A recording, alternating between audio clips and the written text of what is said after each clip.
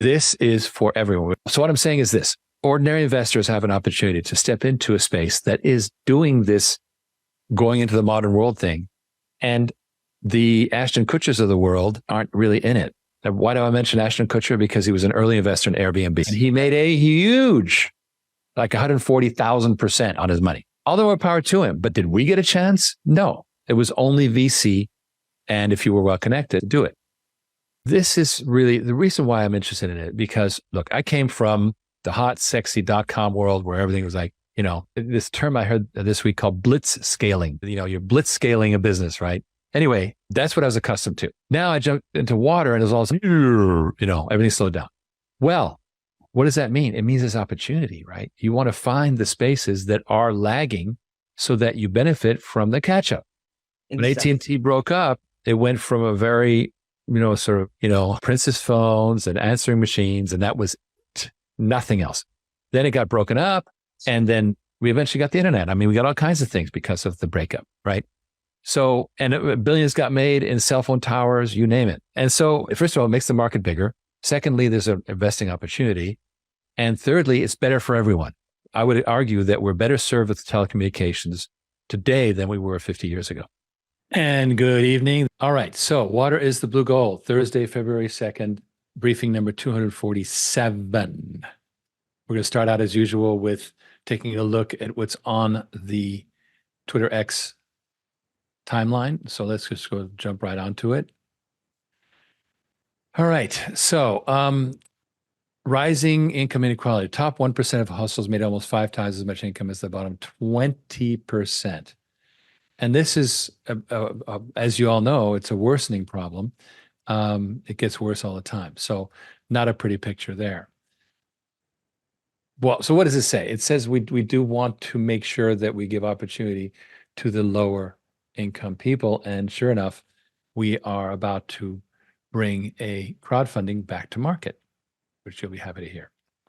All right, let's see. Let's take a look at this mistake-based marketing. A key ingredient of success is how to handle failure, because we're constantly confronted with the opportunity to fail. What I worked out over the years was how to fail creatively. In fact, I even trademarked it as mistake-based marketing. You literally make mistakes on purpose and learn from them. And the key is to learn fast enough. Put it out there. Survey says, learn, adapt, learn, adapt, learn, adapt. So it's very important to have, first of all, your feelers out to know what's working, what's not, and to make your best shot. You know what? I think this is going to work. It's my best shot. Put it out there. Oops. I don't think so. Tweak this, tweak that. I think all good entrepreneurs understand that. And we saw a lot of Amazon entrepreneurs sell their businesses to bigger companies that then failed. Why? Because those bigger companies weren't doing that. They were operating on a recipe. Whereas those entrepreneurs were like zigzagging, a philosophy of be on your toes, be willing to fail, don't get all hung up on it, rapid learning, and constantly improve through trial and error. John Jordan said it's February 1st, and he's absolutely right. So, yes, I'm working on my dates. A lot of these posts I'm not going to go over because that's why you want to be in the RigZec Twitter feed. But let's take a look at this next one. 2023 was the worst year ever recorded for housing affordability in the U.S. The average U.S. household was only able to afford 15.5% of the homes in the market. So why is this happening? Well, let's take a look at the video.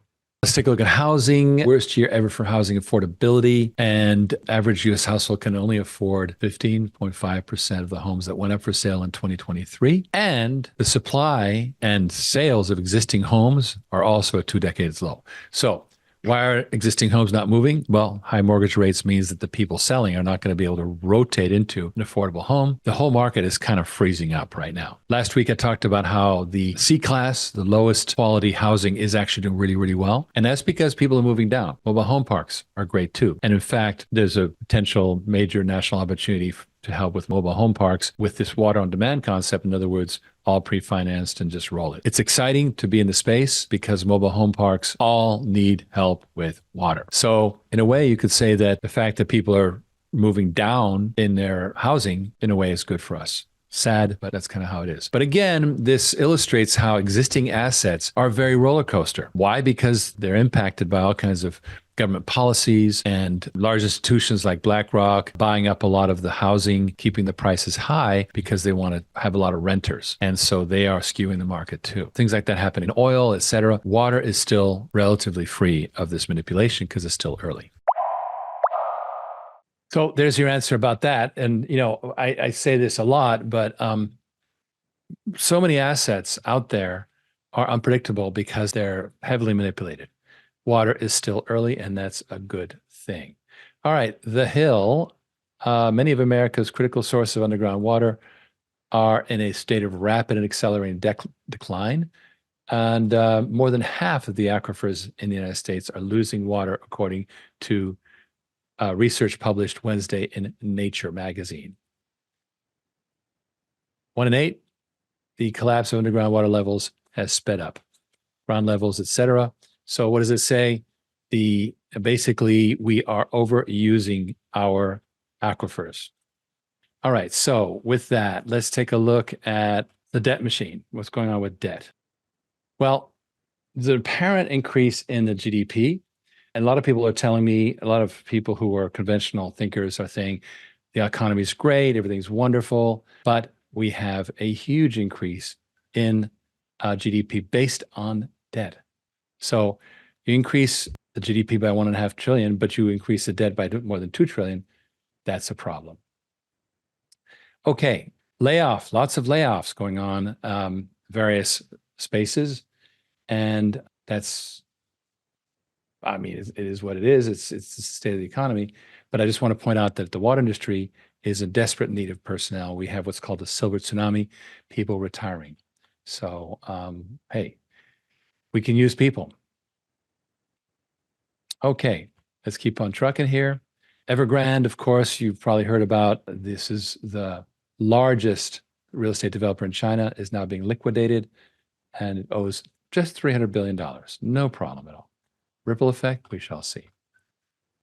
All right, and then let me play this one here for you. The fact that nitrogen and phosphorus continue to damage our rivers and streams and is not improved in 5 years is yet another reason why we must have self-treatment by industry and agriculture. This is becoming a national priority. The utilities are not going to do it. It's the farms that are going to have to do it themselves. I remember having spent time in Italy, this lake, a volcanic lake, so it had sheer sides that were covered with crops, and yet the lake was transparently clear. You could drink the water because the Italians had made sure that the nitrogen and phosphorus from the fertilizer did not run off into the lake. It's a scandal that we have going, and we have to do something about it. Obviously, that's why our mission is more and more important. All right, continuing here. Decentralization, I think you know that's what that's about. And I get into why decentralization is so important. Let's continue here. All right, let's take a look at this one here. Total system leverage. This is the total system leverage, government, corporation, household margin, stock margin, and student loans. Whoa, $100 trillion of leverage. In 86, there was no leverage. Think about that. That's 40 years, a little bit less than 40 years, 37 years. And look at where we are today. That is pretty crazy. The blue is the gross domestic product. So that tells you that it grows, but it's nowhere near leverage. Time to fall back on real assets, of course. Now, I might add that it's not that there was no leverage back 40 years ago. It's that the leverage did not exceed the GDP, the what's called the real gross domestic product. So that's just to make that clear. All right, now this is fascinating. So I've talked to you a lot about reshoring, which is nearshoring after offshoring. So when you offshored, you sent it to China or Vietnam or whatever. And now you're nearshoring it. You're bringing it, close, basically Mexico. So that I call that reshoring. It's in a huge boom. Look at the growth in construction. Really, it just started taking off right around 2020, the pandemic. And this is interesting because we had it was going downhill a lot from 2015 onward, and then it just started taking off. So this, I believe, comes directly from the supply chain problems, which basically were a big wake-up call. And these factories will require integrated energy and water. No utility can keep up. All right. Now, by the way, there's also a problem with compliance with wastewater in Mexico. There's a lot of non-compliance, but that is being solved also. All right. A lot of my cute sayings, but I won't bother you with those for now. Okay, here's another indication of where our economy's at. Look at this. The net income starting, well, it's for 2023. I don't know why it says 2024. This is for 2023. Net income has only gone up for the Magnificent Seven, whereas for the regular S&P, it's only been going down. And people point out to me, well, there's a lot of stock buybacks going on. No, this is net income. Net income would not affect stock prices per se. In other words, buybacks have nothing to do with net income except to reduce it. The notorious elephant graph. Let's take a look at this. I was covering this last week. Let's see what kind of production we've made of it. The notorious elephant graph. What is this thing? It shows us that we have a change between 1988 and 2008, and it's only gotten worse. We've had a trend where the very poor have remained unchanged. The COVID lockdowns and so forth were horrible for those people. The winners are the middle classes and emerging economies. Citizens of rich countries with stagnating incomes, plus much of the population of former communist countries is way down there in terms of their change in real income has reduced. And then we have the very rich, who about half are the top 12% of US citizens, also the richest 3 to 6% from UK, Japan, France, and Germany, and top 1% from Brazil, Russia, and South Africa. Again, that's changing because Europe, especially Germany, are entering recession. And I would guess that the very rich have had much more increase in real income due to, again, what happened in COVID. And just today, I posted about the banks. Deutsche Bank is cutting a huge amount of jobs, 30% drop in their Q4 profit.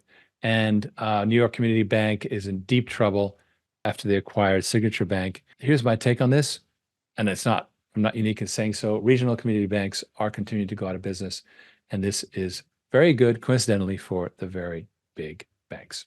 Okay, well, that's the coverage of the Twitter account. And Linda Rutten says, you can't eat or drink gold, so true.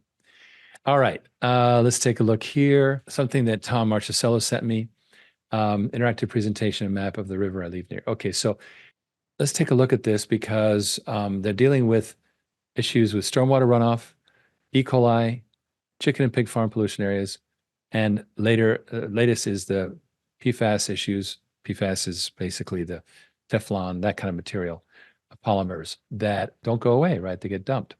This is a great report, State of the River in North Carolina, and we see that there's some areas that have trouble. They say that stormwater pollution is the greatest problem across the basin and will likely get worse. This is what these beautiful charts look like. I mean, this shows the entire watershed, and then there's a great report here. For example, here is Northern Catawba.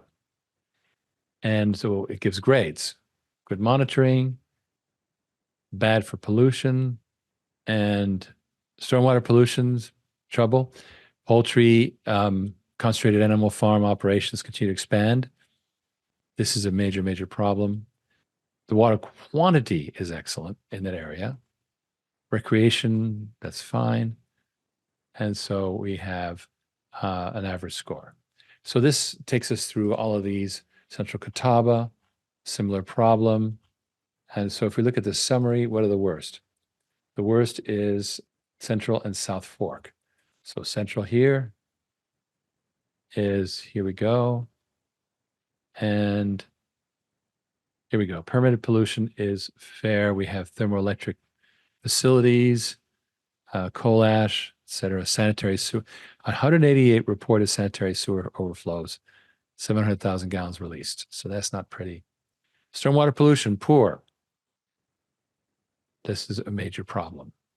Okay, and then South Fork was the other bad one. Here it is. And poor monitoring, permitted pollution, stormwater pollution, they're all poor. Not a good picture. So that just gives you a picture for one region. I mean, it's a great report. It's a beautiful report, but it's not a pretty sight. Quick TV excerpt from Boom America, the show that I did back in, I think it was 10 January. Because what we've done is we've basically become a private utility.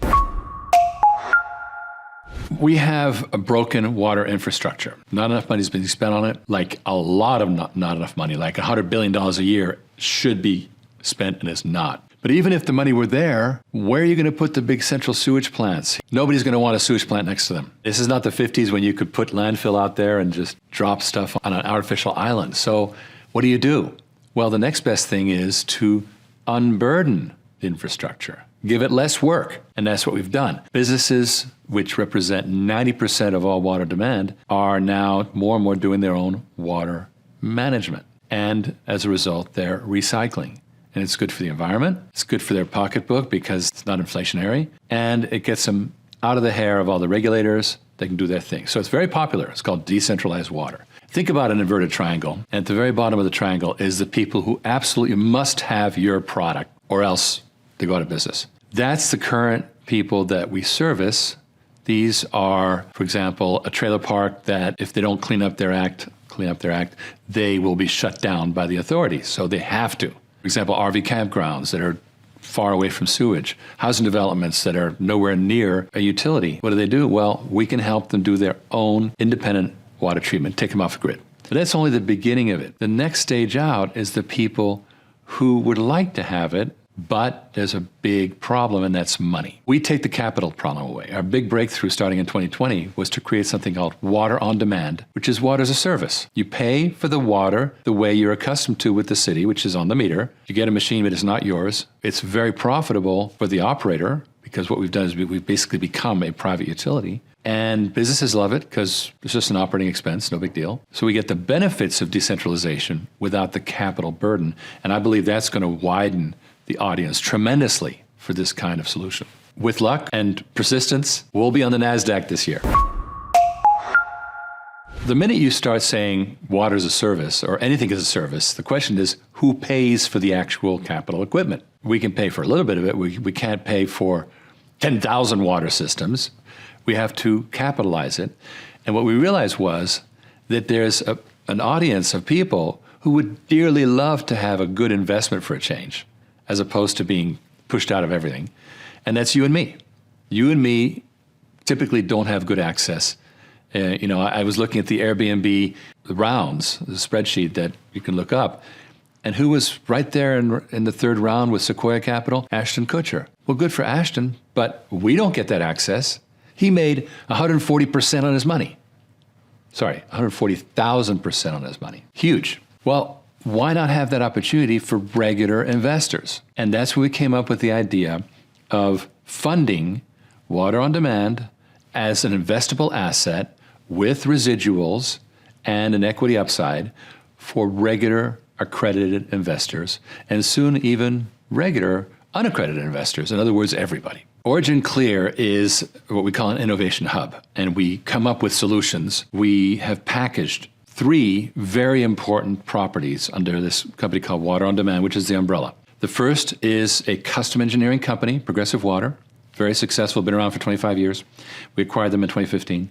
The second one is Modular Water, which is scalable pods, water pods, right? And those are very popular with these standalone smaller sites. Progressive Water does the big ones, like power plants. But Modular Water does smaller, like, for example, trailer parks, right? You just drop them in place and plug them in there, and they're going. We launched that in 2018 from scratch, and it increased by 7 times over the last 2 years. So booming. The third part is this finance play where regular investors can put their money into water on demand, just like an oil well. They get residuals, they get upside, all that good stuff. And that helps finance it all. So that combination then became really attractive to a company looking to buy companies. They're called blank check companies, which is on a NASDAQ. And we ended up in an agreement, which is pending right now. We're going through the SEC process. And with luck and persistence and lots of learning from mistakes, we'll be on the NASDAQ this year. Modular Water, Dan Early had the Pittsburg Water Symposium. The Boom America taping was on the 16th of January, and I believe is slated to appear on TV. I'll find out the TV dates for that.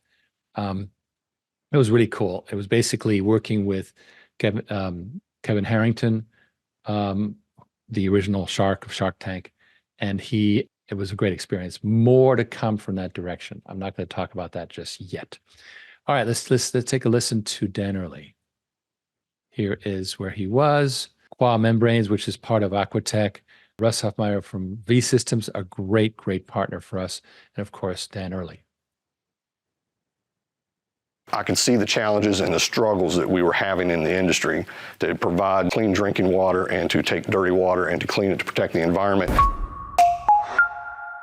We like to think of making point-of-use water systems simple and affordable. That is an overarching goal for Modular Water Systems and for our sister companies and for our parent companies. We're really focused on the decentralized, smaller flow applications. That is the specialty that we bring to the market. A little bit about PWT. This company, the sister company to Modular, they do all of the clean water, high purity stuff. They can do just about anything under the sun. They do have a super large capability, whereas Modular, we focus on the smaller flows, the 100,000, 200,000 gallon per day and smaller flows. Our sister company, when it comes to high purity, 2 million, 3 million, 5 million gallon per day water production capabilities, they have a much higher capability because of the type of products that they build.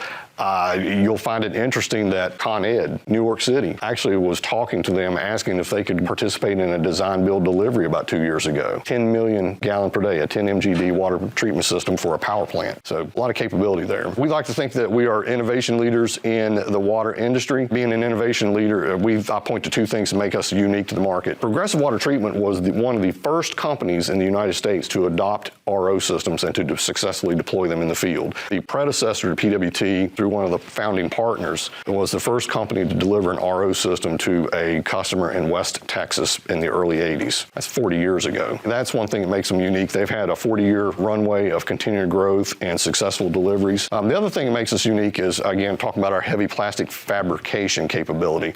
That is really super unique to this industry. I mean, civil engineers, that's what we all are. Hey, it's concrete, it's steel, throw in a little bit of fiberglass, and you got some plastic pipe. But when it comes to big structures and big tanks, using structurally reinforced thermoplastics, that's something new, so that makes us different. You can see some of the stuff we do right here, this tank, that's a structural plastic tank. Modular Water Systems, we do treatment plants, we do pump stations, we can do subunit processes. We have a multitude of different product lines that we deploy. I use this name Evera, E-V-E-R-A, as sort of like the overarching concept of the capabilities and the products that we deliver to the field. And then we use the Evera Skid, the Evera Treat, the Evera Mod to sort of differentiate between the different product lines. I am a licensed professional engineer. I ran my own consulting firm for about 15 years. I came up through the consulting world straight out of college 30 years ago. In 2000, I formed a consulting company with a former business partner. Got super specialized in decentralized water and wastewater applications. I'm very passionate about water and the impact it has on society and the world. And all of that experience as a consulting engineer, I can see the challenges and the struggles that we were having in the industry to provide clean drinking water and to take dirty water and to clean it to protect the environment. Out of that is born the vision that is now Modular Water Systems. This really is the fastest method to deliver an advanced wastewater treatment process. Evera Skid, I'm going to talk a little bit about our containerized wastewater treatment system that we use, we call our plug-and-play system. So the Evera Skid system is a mobile modular approach. It is based around using a containerized system. The shipping containers, everybody has seen these things. People used to not pay a lot of attention to them 20 and 30 years ago. You'd see them going up and down the highway on trucks, and you knew they were shipping goods to and from, and they were coming in from China and Europe and sending stuff overseas. The containers are a fantastic platform to compartmentalize and to create an integrated, sophisticated treatment package. They're very robust. If you can stack them 13 tall on a container ship, that means they got some structural capability. So we use the container system so that we can integrate our treatment plants. Everything's factory assembled. We can take and we can integrate all of the latest advancements that you see in bioreactor technology and biological process and equipment. When you put everything together in a container, and we know a container, and the Evera Skid is for above ground, above grade applications. It is not to be buried in the ground. That's what this one is. This one comes in on a truck. You want to set it off on a slab, on a prepped concrete pad, or a compacted gravel bed. You got a pipe in, a pipe out, an electrical connection. And you can usually commission a system like this in less than 1 day, in 1 8-hour day. And we've successfully done that multiple times. To give you an overview of some of the things that you will see inside this General Assembly 3D model, gives you an overview of the different components and the things that you will see in the container. It starts with the container itself. And then we have our structural plastic insert tank. It's not a painted steel tank. We'll compartmentalize that. We have an equipment room on the end with a pedestrian door. So when you put it all together like this, you can water it up in the factory, power it up in the factory, check your controls, sign off on all that, dewater it, secure the pumps, fold up the hatches and lock them, put it on a truck and send it to the job site. This really is the fastest method to deliver an advanced wastewater treatment process. If you're a contractor and you've got guys that can pour some concrete and you got a crane and you got a guy that's pretty good at pipe work, you can do all this stuff and not have to go out and find a licensed plumber or licensed electrician or these expensive subs. The other thing that's unique about the AveraSkid is that we can go in and we can upgrade these systems. Now, one of the product development concepts that we had when it came to developing the AveraSkid concept is that we knew we got basic treatment we needed to provide, but there are always going to be those customers out there that needed some upgrade or they needed some treatment concept added to their capability. So the cool thing about the AveraSkid system is that you can order a base model unit or you can contact us and you can upgrade. You can add additional capability, whatever it may be. We can go to stainless, add advanced monitoring and sensor capabilities, sludge pumping, different types of disinfection systems. And then, this is the other thing that's unique about the containerized system. We as engineers typically are nuts and bolts and focused on the most efficient method of delivering a system, but we lose sight of the aesthetics. Who wants a shipping container sitting on their yard? Nah, I don't. I mean, I'm proud of the stuff we do, but I think they're ugly. But you can actually architecturally detail these things. You got paints, you got covering systems you can put over them, these graphics packages, you can camouflage them, you can put sheet metal packages, you can do architectural detailing, you can really dress these things up to get away from the industrial container look that's usually associated with these. The AveraSkid delivers very, very rapidly. So you build this thing in a factory, you put it on a truck, you take it to the job site. If you are fully prepped, and usually the end users should be prepped, they'll have a crane set, they'll have a crane ready, they'll have their concrete pad poured. If they have got everything prepped and got their utilities to it, their wastewater coming in, their treated effluent pipe going out, and a power service ready, you can then offload this thing, set it on the pad, and start making your connections. So it's a very, very fast delivery model.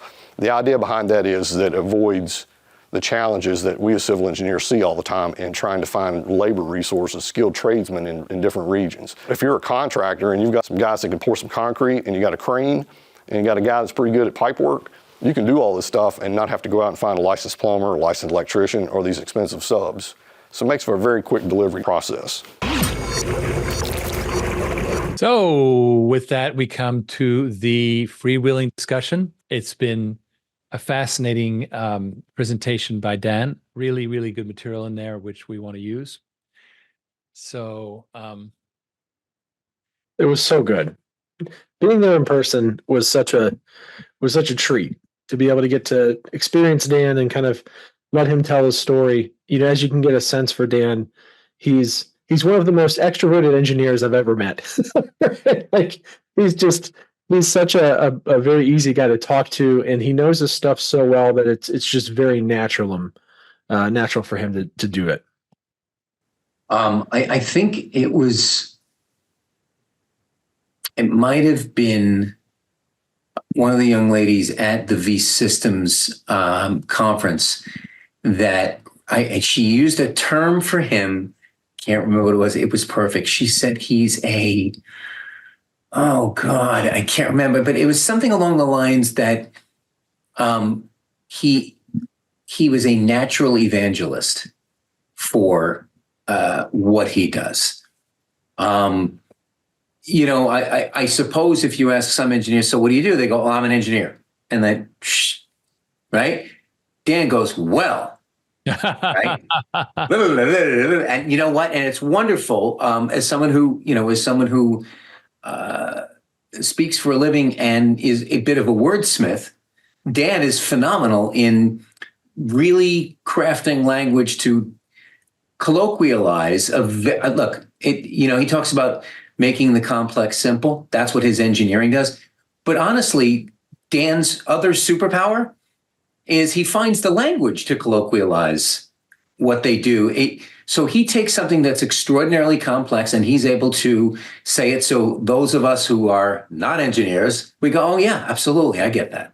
Right. And so few, I feel so few in his field do that, even half as well as he does.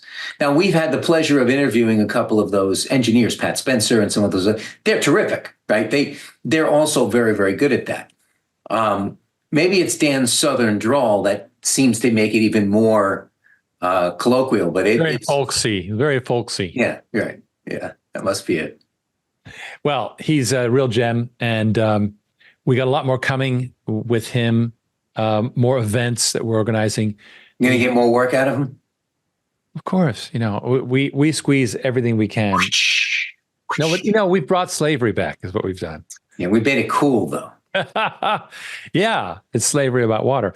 No, but one of the things that we're going to go over, we received last night, and I've been able to review it properly with AJ, is the 90-day plan with our PR agency.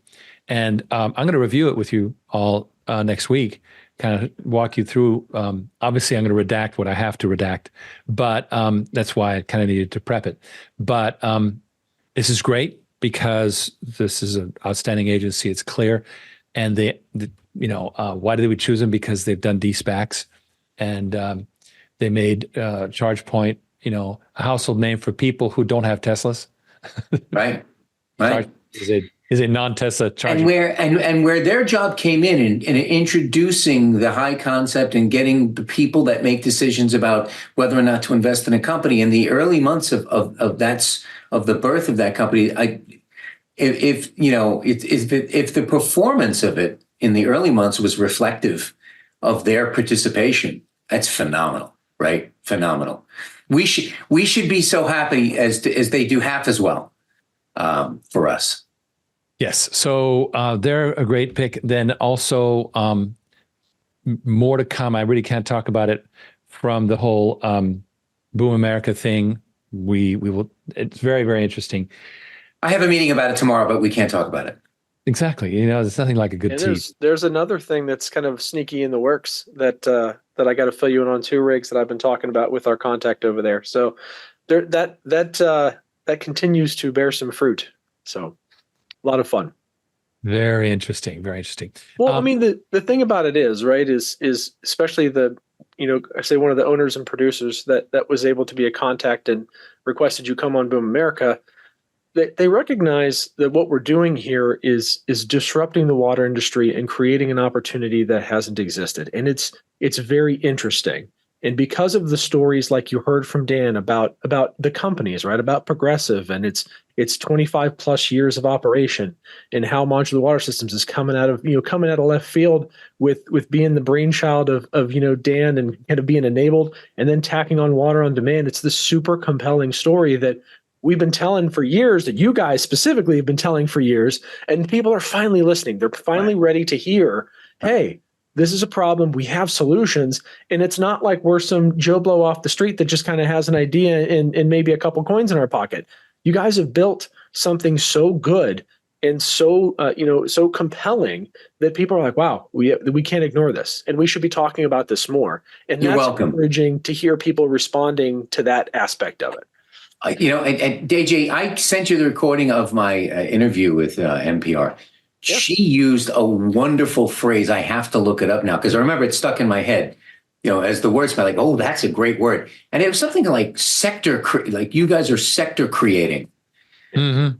We're creating a sector, Yep. right? That, like you said, heretofore had not existed, right?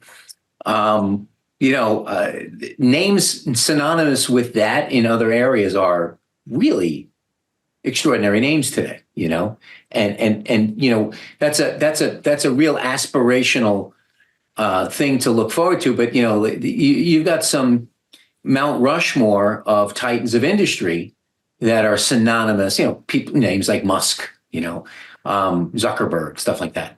So I promise to be modest when I get to their that particular scale. as long as they catch my good side when they carve it from stone. Yeah.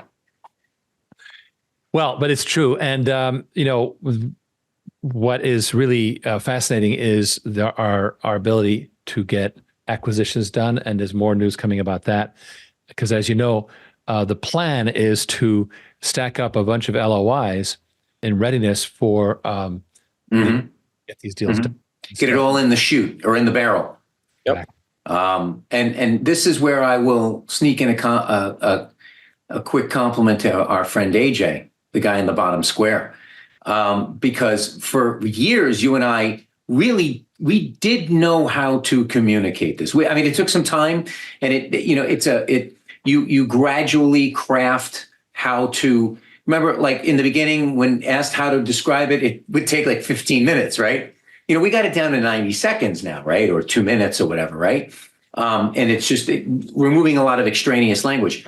But the ability to amplify that message where it's reaching hundreds and just in our own very, basic effort right now, we're now reaching a couple thousand people a month. Right, with this, and we're reaching far more than that. Of course, when you go to X and YouTube, there's tens of thousands of people that are downloading and looking at our views, across the spectrum. But people that actually respond, that provide their information and say, "Hey, I'm interested. Talk to me about that."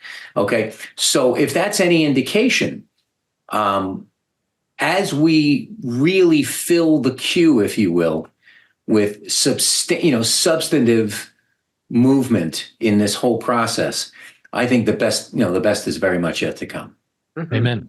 Ray Labatt says the opportunity in life to be on the leading edge of innovation, is rare indeed.